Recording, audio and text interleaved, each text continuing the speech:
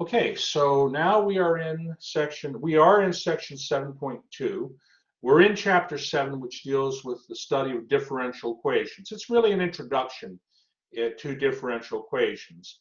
And again, if you take our differential equations course called Math 282, you'll see more information about differential equations. Of course, I encourage everybody to take that course. But all right, we're in section 7.2 now. So we talked about, for instance, direction fields. We talked about well, maybe let me just go into the uh,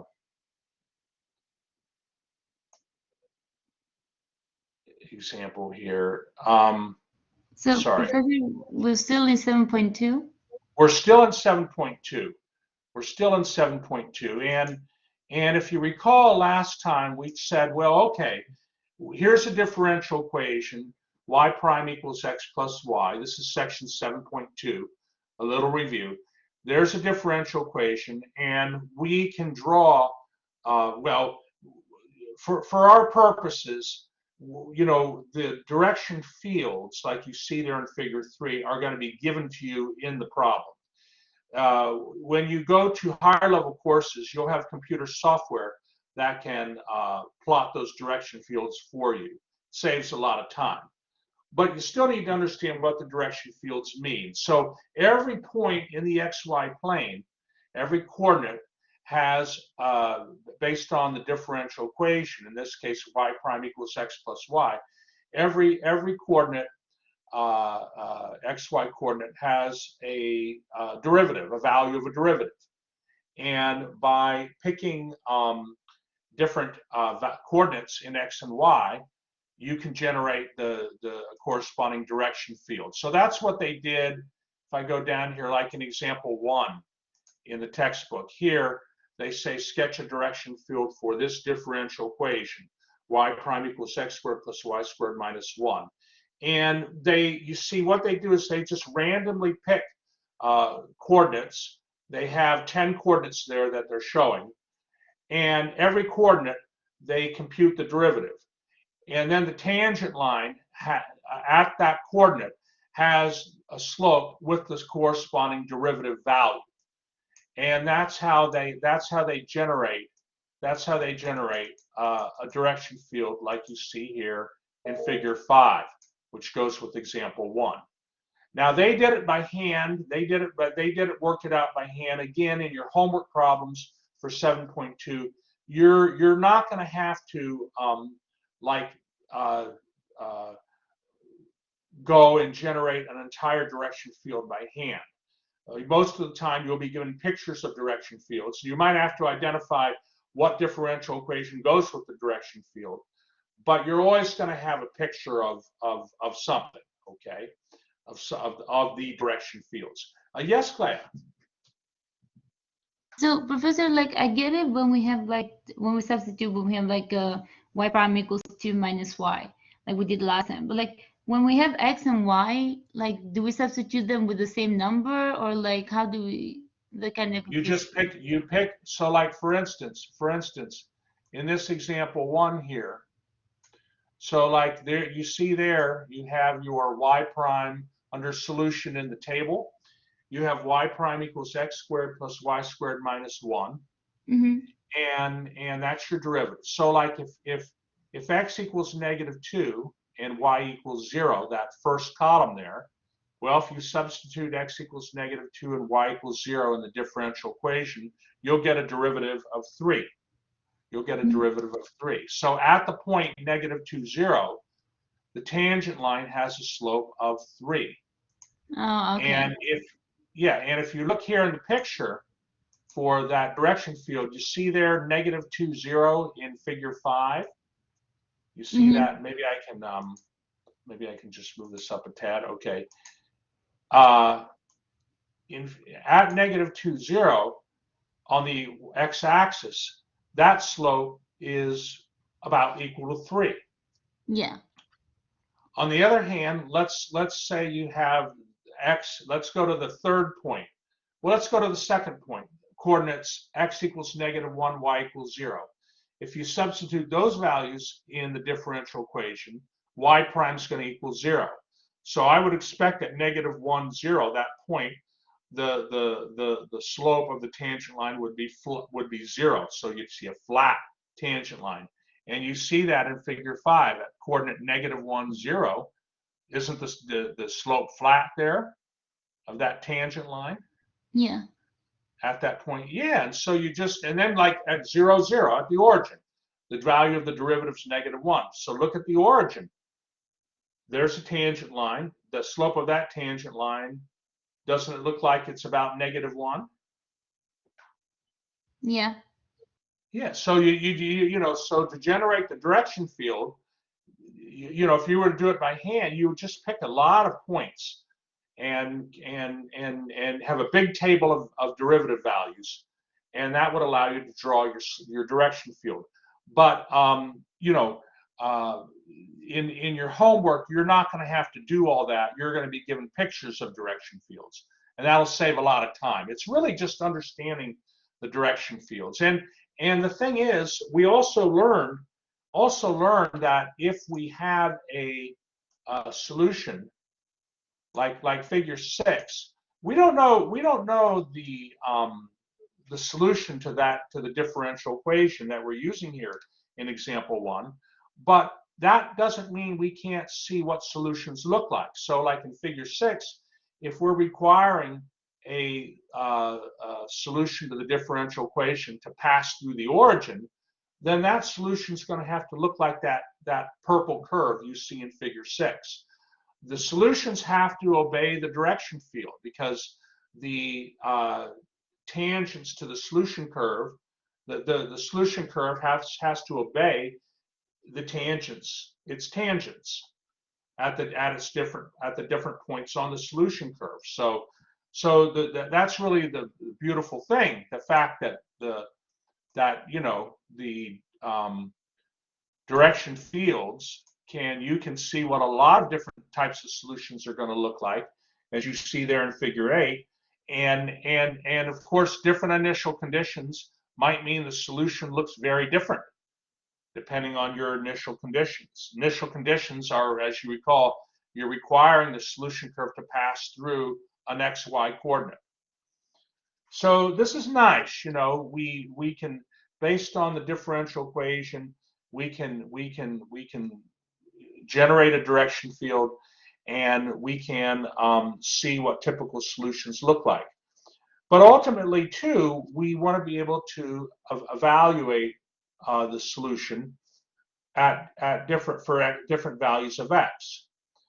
And we can never, I mean, right now, since we don't have a formula for the solution, we need to have some kind of procedure to help us approximate the solution curve. And that's what Euler's method is.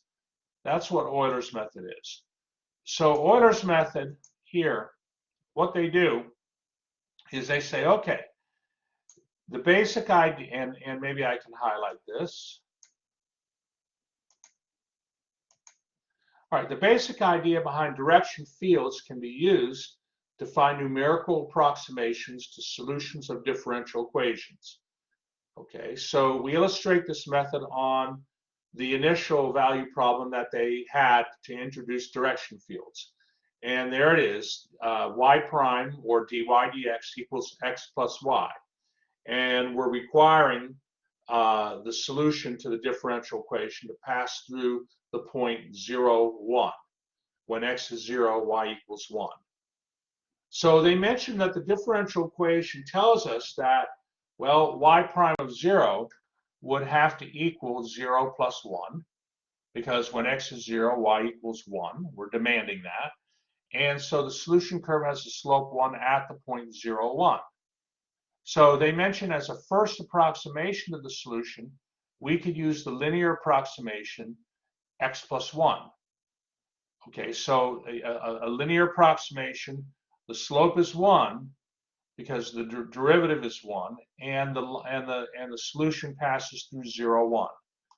So then this is the situation we have here in figure 12.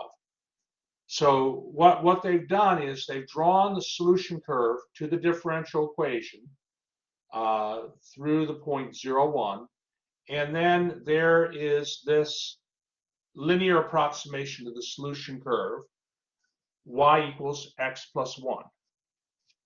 Okay, that's what they're doing. And so we can improve on the approximation. Okay, we can improve on the approximation. So Euler's idea, let me highlight this maybe in pink there. So Euler's idea was to basically use step sizes to help improve on approximations to the solution curve. So like for instance, I think pictorially it would be good to see this first before we, okay, so here in figure 13, they're showing Euler's approximation with the step size of 1/2, 0.5. So what they do is at the point 0, 1, since at the point 0, 1, you know the derivative because you have the differential equation, and you have a point 0, 1, you can use the point slope form of a line to find a tangent line at 0, 1. And this tangent line, you see how that blue tangent line in figure 13, it approximates the solution to approximates the purple solution. It's what's called a linear approximation. But what we do is we stop at 1/2. We stop at 1/2, and then at 1/2, okay, when x equals 1/2, the point at the end of that blue line segment is equal to 0.5, 1.5. Okay, the end coordinate of the line segment is 0.5, 1.5. And what we can do is we can find the derivative at that point because we have the differential equation, and then we can construct another linear approximation by using, the point slope form of a line. We know the derivative at the point 0.5 and 1.5, and we know a point. We know that's the point, and so we can draw another a line, and so you get a second approximation. And the thing is, you see, if you take shorter step sizes, like maybe what I can do is have it both show here. One moment.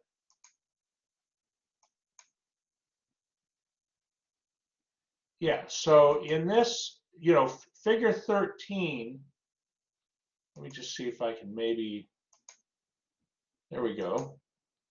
So you have figure 13 and 14. So you see let me see, can I get it? Maybe it would be nice if I could get them just both to kind of, let's see, I don't think I can get them both to show. I mean, I can get them both to show, but I got to cut off the top there. So the top picture, both pictures, figure 13 and figure 14 there, have a solution curve to this differential equation, y prime equals x plus y. Solution curve, for all intents and purposes, you could draw it off of the direction field, right? And which step size, I mean, and then like the top picture, you're having a step size of 0.5, okay? And you have two line segments that together approximate the solution curve. But in figure 14, with a step size of 0.25, well, from 0 to 1, and if you use a step size of 0.25 on the x-axis, you're going to have 4 line segments. And which approximation does better? A step size of 1/2 on the top picture, or a step size of 0.5? I'm sorry, step size of 0.25 on the bottom picture. Which graph seems to approximate the purple solution curve better? Figure 13 or 14? 14, that's coming closer to it. That's exactly right. That's exactly right, Clay. And you know, we can make the step sizes smaller and smaller, and if we do, we'll get better and better approximations to the exact solution. We will. So naturally, what we want to do is we want to like let's say, for instance, let's say here in Figure 14, or let me see here. Let's say in Figure 14, I wanted to approximate the solution at the point x when x equals a half. Okay, I want to approximate the y value of that solution when that purple solution purple solution curve. I want to approximate the y value of the solution curve when x equals a half. So you see, I can get an approximation using the orders method, because all I need to do is that second line segment, the end point of that second line segment in Figure 14, that endpoint, the y coordinate of that endpoint would just be the approximation. You see, it's what's called stepping along the direction field, and we can really approximate the solution curve very, very well. We really can. So, like pictorially, if you wanted to see this a little more formally, okay, here in Figure 15, what they have is they have some initial value x sub 0, y sub 0 on the solution curve. And they're moving out a step size h from the x sub 0 to x sub 1. And we can compute, we can find the slope of our of that blue line segment, because we know the derivative of this solution curve. So we could find the slope, which would be that capital F function at x sub 0, y sub 0. We can get the slope, and then we also know a point on the solution curve, and we can figure out what what y sub 1 is there. So you see at x1, you see, if you go up there on the blue line segment, you see x sub 1, y sub 1. And you see it allows, basically we are able to approximate solution values on the curve using this approach. And it's an iterative approach. Let me just see one thing here. Let's see. Let me see if I can go to the whiteboard real quick and show you something on this. So, okay, so let's say you have x sub 0 and y sub 0, or better yet, no. Let me restate this. Hold on, I got to just get off this thing here. Okay, so let's say you have. I'm trying to get the little marker there. Hold on, sorry class, I don't know what's quite going on here. I want to get this off. Okay, I got to get the pen. All right, good. So y prime equals some function of xy. Okay, that's the same as saying dy dx is some function of xy. Okay, so an example, if y prime equals x plus y is your capital F function. So if y prime equals some function of x and y, And let's say that we're given that at when x equals x sub 0, the value of y would be y sub 0. Okay. So you see what we could do is, for instance, at x sub 0, y sub 0, we could say y minus y sub 0 is equal to the slope at x sub 0, y sub 0, and multiply it by x minus x sub 0. This is just the point slope form of a line, only instead of m, you're putting in this capital F function evaluated at x sub 0, y sub 0, because that is a derivative, that's a slope.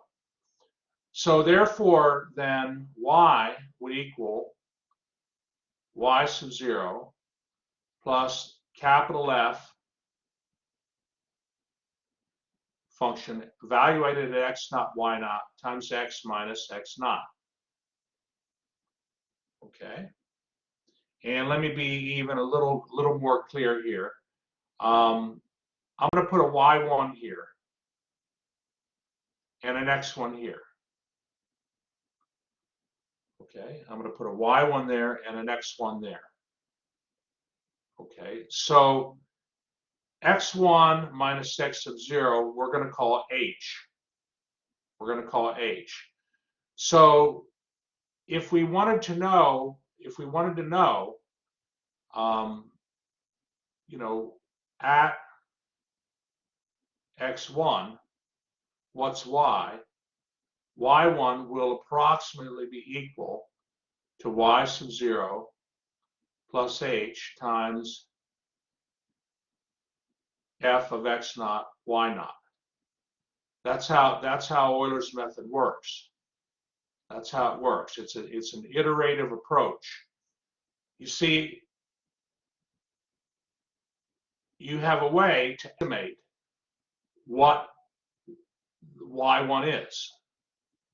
Now, y1 is going to be determined by this step size. And what you can do is you can keep iterating this. You can keep iterating this. If we go back to the book, and this is all in the recording, but here you see they do. There's the first iteration that I mentioned. There's the first one. Okay, and maybe I'll highlight it.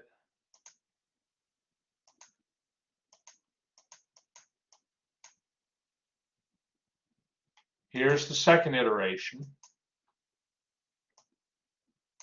So you see, once you have computed y1, you could compute y2 when you know y1. And you know, I'm gonna show you an example of this, but it's an iterative procedure. It's an iterative procedure, and this is the general formula, well, for the Euler's method. We almost really have to look at an example for you to really be very comfortable with it. But this here, hold on, I wanna try to color this in. Well, sorry, let me just. This is the Euler's method.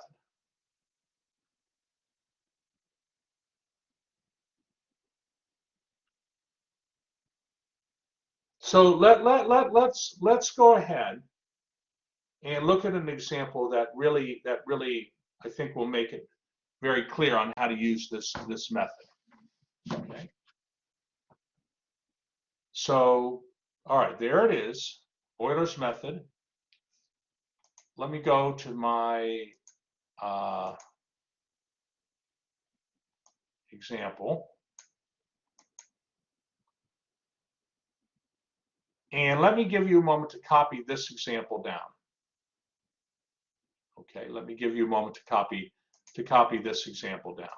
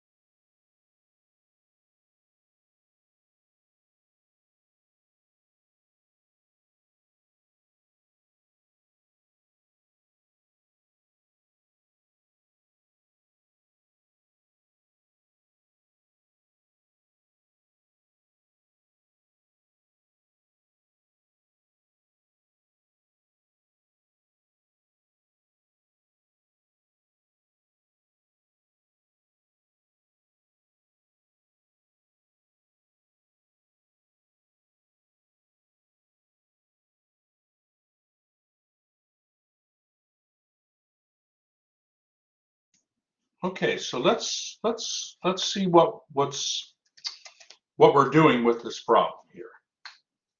So, okay. So, I mean, if I were to just draw a little figure here,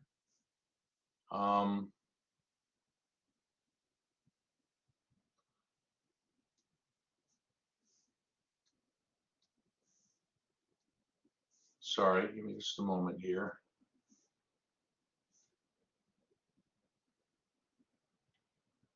Okay, now let me switch over to this part.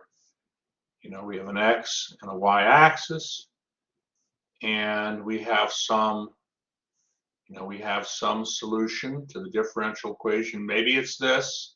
It's not actually that. It's not actually that. But the point is, I want to say this the right way. Actually,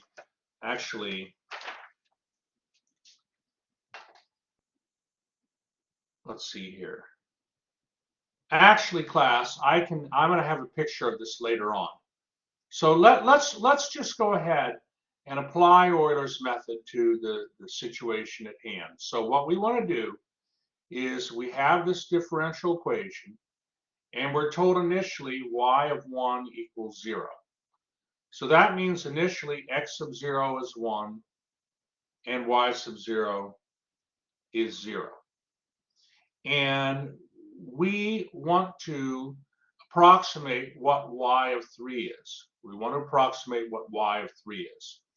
So if we start here at 0, that's x sub 0, and the step size is 0.5, what would x sub 1 be? What would x sub 1 be?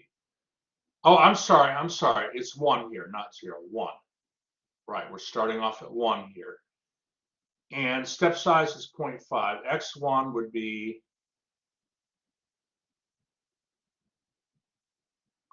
1.5. What would x sub 2 be? 2. 2, good. Um, X sub Professor, 3. Mm-hmm. so how do we get that x of 0 is 1? When the way this is written here, when they say y of 1 equals 0, Yeah. that 1 is an x value, that 0 is a y value. So you're starting off Oh. initially at 1. Oh, I see. Right. And so, you know, the step size is a half, so that's why x1 is 1.5. And then the next x2, the x2 would be 2, x3 would be 2.5, and x4 would be 3. And finally, you get to 3. So you have to do 4, if you're going to use the step size of a half, you're going to have to do 4 computations to get to where you want to be, because you're trying to approximate the solution when at x equals 3. Okay, so let me go to the next page here, and I'll show you the solution here.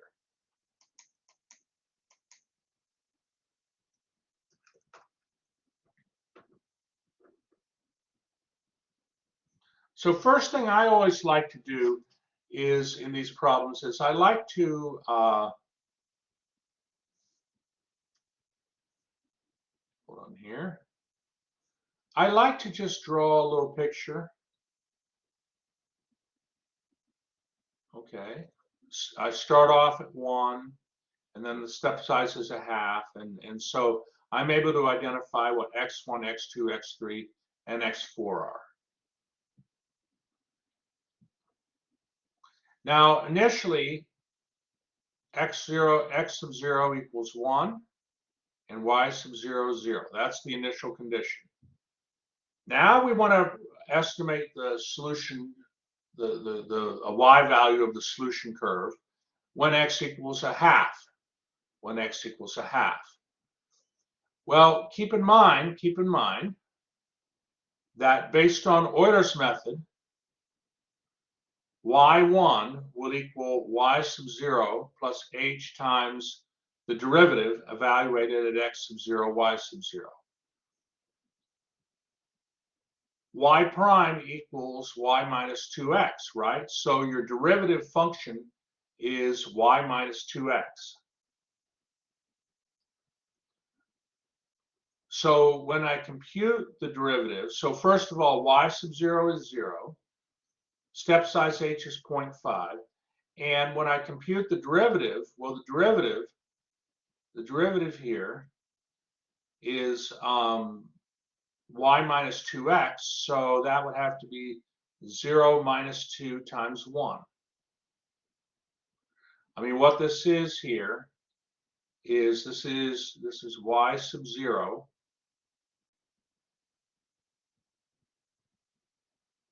minus 2 times x sub 0. That's what you're computing. That's what you're computing here. Hold on, there was a question. One moment.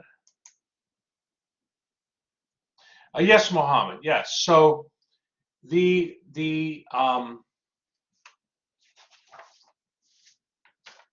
one moment here.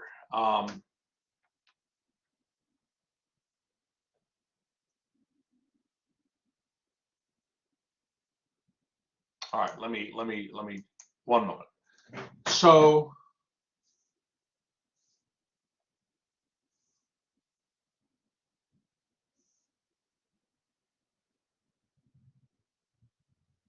Euler's method says that y sub n equals y sub n minus 1 plus h times,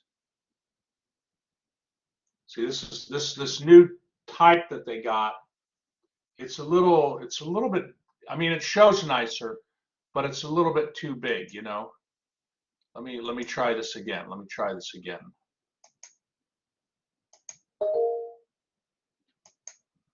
Yeah, one moment here. One moment.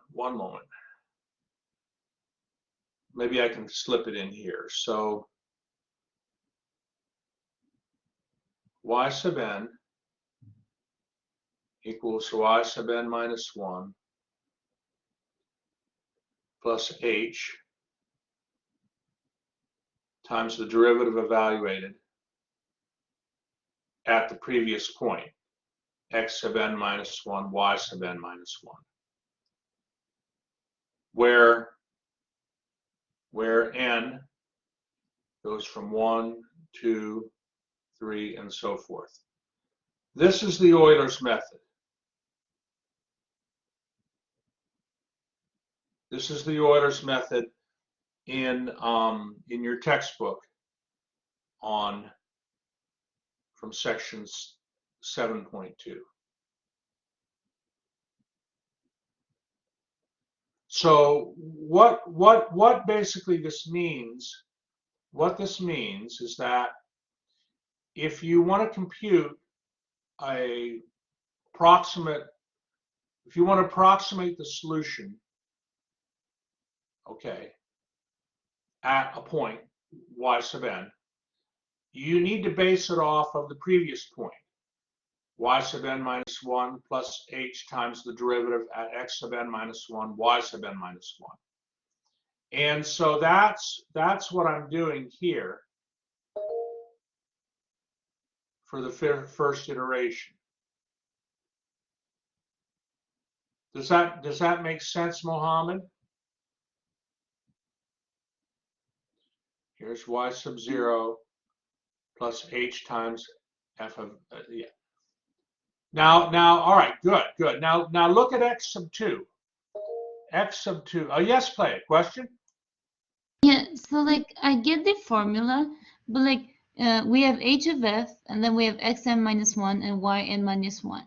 So why do we then the like subtract the x minus y, when in the formula there's no, we don't say like we subtract them. Well, you mean the 0 minus 2 times 1 part? Like the part that is in like parentheses, so like the hf and then the Oh, parentheses. well, here is your derivative. Y prime equals y minus 2x. Yeah. So this tells you that f of x, y is equal to y minus 2x. You see, and so y is 0 minus 2 times x. X is 1. Okay. You see, so that big function f is determined by the right-hand side of your differential equation, the function on the right-hand side. Okay, good question. Good question. Well, now let's go out. Let's look now at x sub 2 equals 2. So we've done, in terms of our iterations here, we've done, x sub 1. Now we got to get out to x sub 2. Well, x sub 2 we know is 2. Y sub 2 is y sub 1 plus h times the derivative evaluated at x sub 1, y sub 1. Well, y sub 1 is negative 1. We got that here from the previous step. Step size is 0.5. And then the derivative would be, hold on here. What is this? What is this? This is y sub 1 minus 2 times, sorry. Let's get that a little nicer.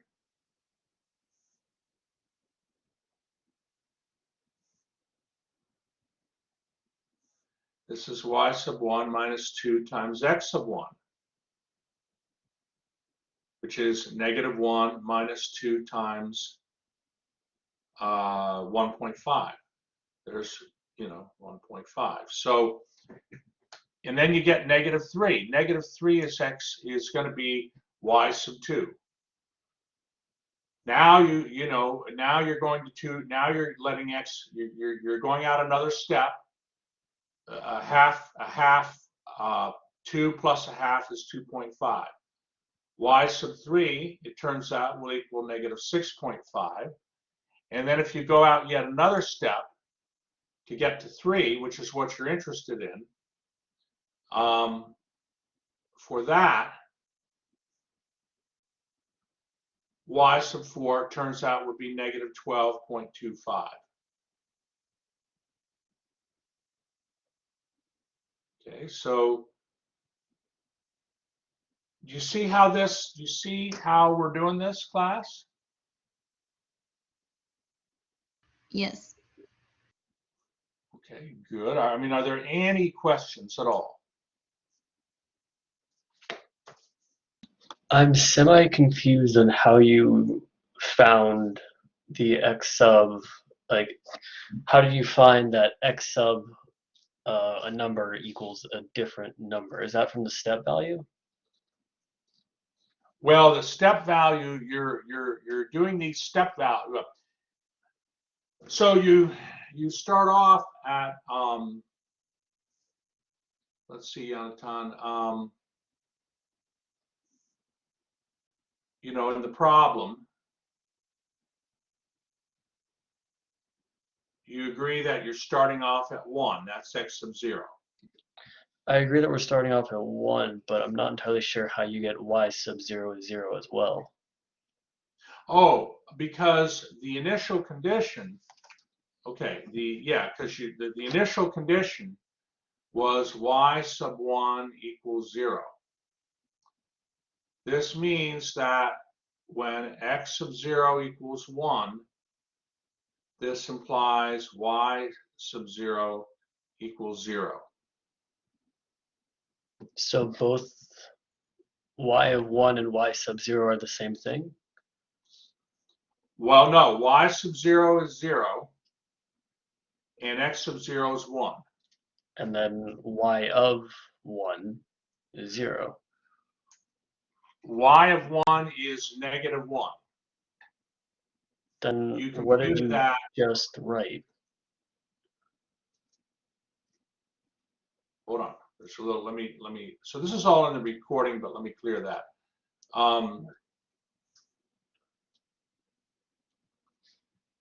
So y sub 1, this is y sub 1 here, that equals negative 1. And that gets used to help me compute y sub 2. You see how it gets used? I see how once you have a value, it gets used to compute the next one. I just don't understand how Exactly. to get the first value. It's given to you. It has to be given to you in the problem. They have to give you, like they said that y of 1 equals 0. That was given. You can't do the problem unless you're given. You're given some starting point. So all these Euler's method problems, you'll have a starting point for sure. So how do you know that y sub 0 equals 0? I'm looking at the problem, I see y prime equals y minus 2x, and then y of 1 equals 0. I don't see a y sub 0 equals 0. Unless Well, y... it's understood that x sub 0, based off of the initial condition, based off of this initial condition. Oh, the x sub 0 equaling 1 is the y of 1, which gets you 0. So then when y... Right. Okay, okay, never And mind, y thank you. sub 0 is 0. Right. Yes, Mohammed. Good question. Yes, Mohammed. For the when you calculated like x sub 3, do you increment h, or do you just keep it the same as the step size? Well, h is your step size, and yes. So how did I get the 2.5 there? How did I get this 2.5? That equals 2 plus 0.5, which is h. Okay. And then like the 3 down here, yeah, the 3 here. Just the 3 here. That's 2.5 plus 0.5, which is h. I was just confused because before you said like on the screen it had like h equals 1 comma 2 comma 3, so I thought it was like supposed to go up with the subscript, but that's okay. Thank you. Okay. All right. All right. All right. So h is our step size, and so look at what happens. We determine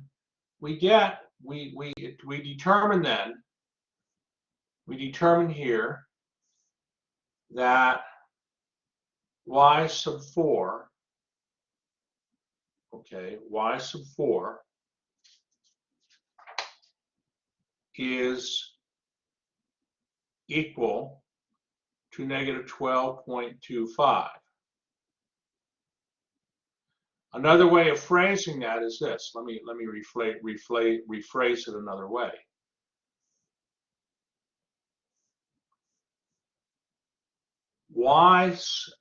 When x equals 3, the solution to this differential equation is approximately equal to negative 12.25.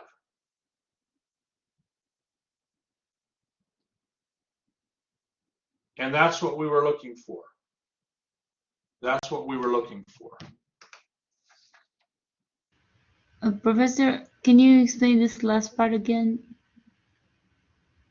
Which part, Clea? The one you were just talking about, like. Well, so now we've reached x sub 4 equals 3, and we're computing y sub 4. And so that value, that negative 12.25, is approximately what the solution equals when y equals 3. Oh, okay. All right, and I'll show you a little picture of this I'll show you a little picture of this on the next page here.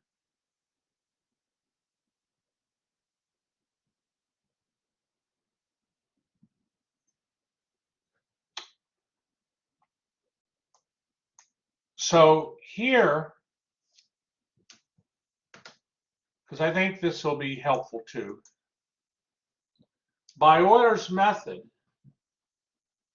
okay, by the Euler's method,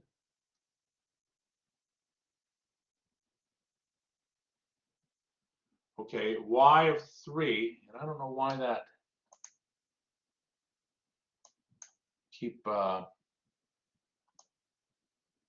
yeah. By Euler's method, y of 3 equals negative 12.25.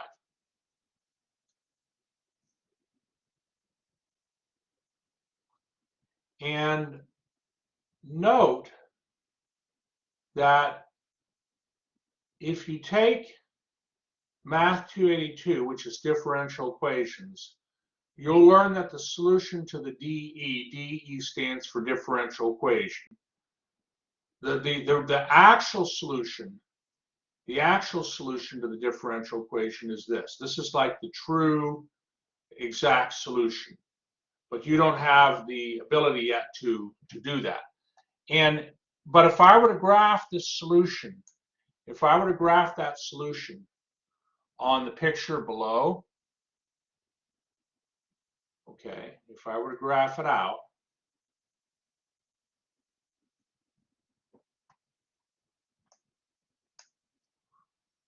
okay, that solution, I want to be a little bit careful here.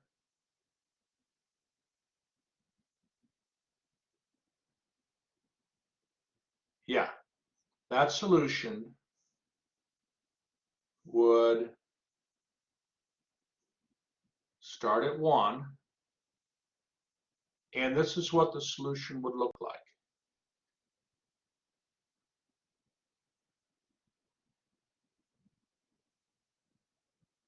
Like that. And so the actual y value when x equals 3, our approximation says the y value should be negative 12.25. On the solution curve, and maybe I'll have to let me just redo that part. Hold on. So what I'm doing is I'm drawing the solution curve to the differential equation, and it's not perfectly drawn, but I'm going to just do it there. Okay, and when x equals 3, the Euler's approximation says that the value should be negative 12.25 of our solution curve, And again, the solution curve, the true solution curve, is negative 4 over e times e to the x power plus 2x plus 2. Okay. When x equals 3, Euler's method says that the solution should be approximately equal to negative 12.25. But the actual solution is less. It's more negative. Okay, so again, you're just approximating a solution. You're approximating a solution to this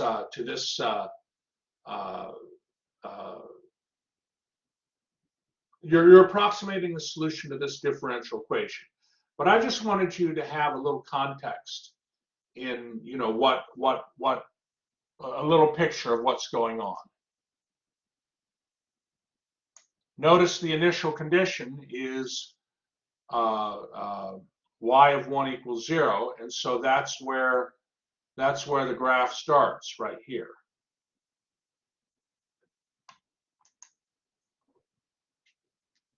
Okay, so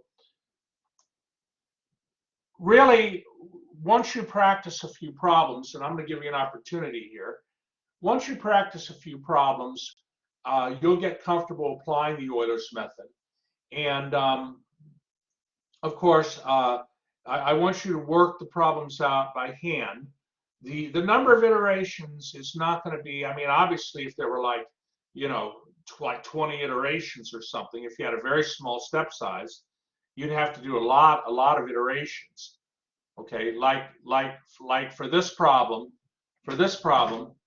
we had let me see here. I'm gonna go to the whiteboard and show you something. But let me know when you have that graph copied down, okay? And give me a thumbs up, and then I'll go to the whiteboard.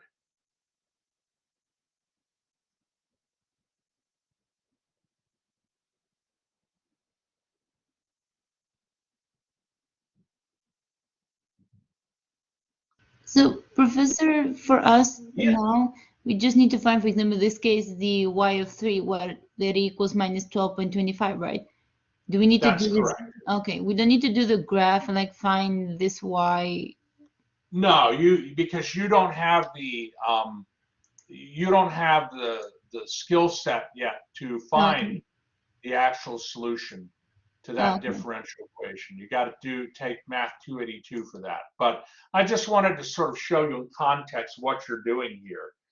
You're approximating the solution at x equals 3, and you're off about this much.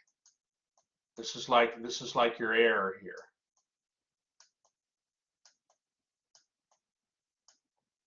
You're off about this much.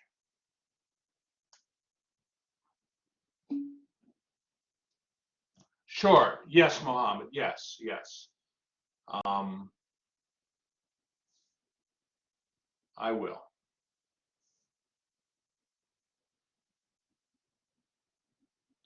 Let me put that in a little bit nicer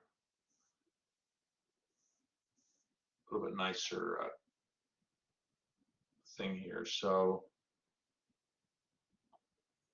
this is your error. Okay. Let me go back here. Mohammed, you need to see the previous page.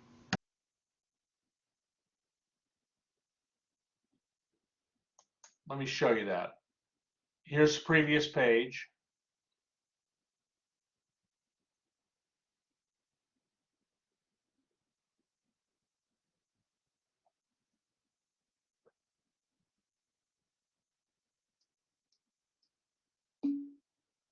Okay, you're welcome. Okay, so let me go to the whiteboard. Professor, I have a question. Yes, Shalom. I plugged in the numbers into the actual equation, and what I got is actually like pretty far off from what I got from the estimation. Is that normal? Yeah, I mean, I had to fit it on the picture. Probably in reality, let's see, let me, you know, probably in reality here, when, you know, x equals 3, that's, you know, that's the, you know, when x equals 3, that looks to be like the y value, so the error is probably bigger. I was just trying to sort of fit it in on the page. But yeah, it'll be off. It'll be off quite a bit. And that's what happens. You see, if you want a better approximation, you have to take a smaller step size. So like for instance, Shalom and everybody, for this problem again, here's what we had. We had y prime equals y minus 2x with the initial condition that y of 1 was equal to 0. Now, and we want to estimate y of 3. So let's see, when H was equal to 0.5, this required 4 steps. What if H were equal to 0.25? How many steps would be needed if you had a smaller step size? It would How many be steps would 8 be steps. needed? I'm sorry? 8 steps. That's right. So is the error going to be the amount of steps times the distance of the step plus? No, it'll just be, it won't be that.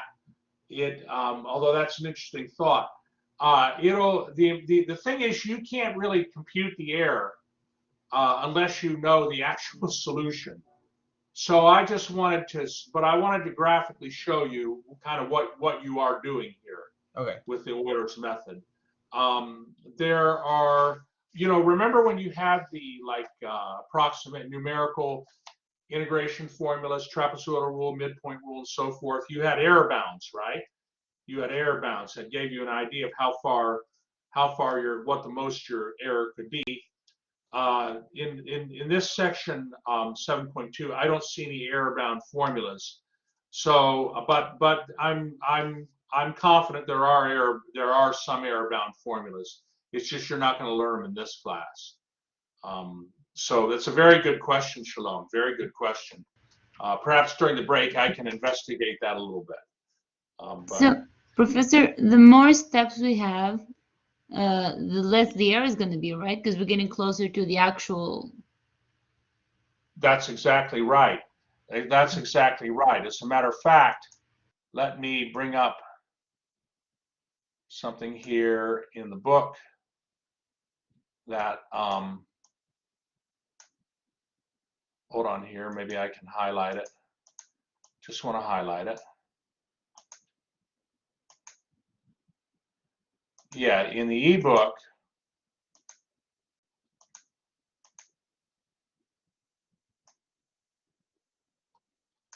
okay, what they have here in the ebook is they say, okay, and I think I'll have to make it, all right, so here's just an example of some differential equation, okay, differential equation, and they draw a solution curve, and they're showing Euler approximations to the solution curve with step size 0.5, 0.25, 0.1, 0.05, 0.02, 0.01, and 0.005.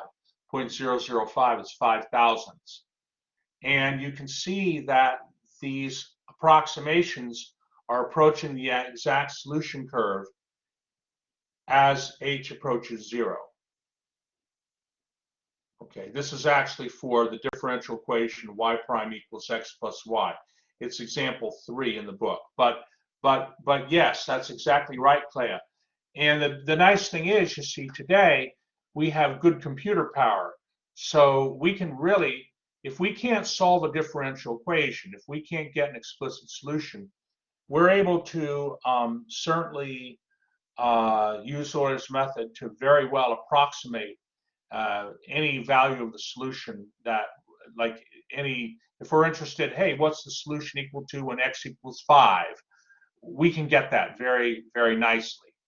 But yeah, you can see there, you see there in figure 16, how the Euler approximations, let me ask you that green one, that green approximation there, what's the step size for the green graph in figure 16? So x goes from 0 to 1. The green graph, what's the step size for that? 0.5? That's right. Looks like 2 line segments, right? Yeah. Connected at a half. What about the purple graph? What's the step size there? 0.25? That's right. Looks like 4 line segments. And then, you can, and the yellow graph, what do you think the yellow graph, what step size would the yellow graph go with?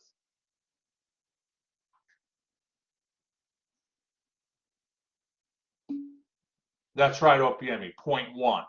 So it's hard to see 10 line segments there for the yellow graph, but there it is. So in your homework, you'll be working out Euler's method by hand, doing the iterations until you get to the value you need. But I don't think, I mean, I think 10 iterations would be the most you would ever see. And probably you'll see less than that because, once you've done 4 or 5 iterations, you know what you're doing. So are there any other good questions here?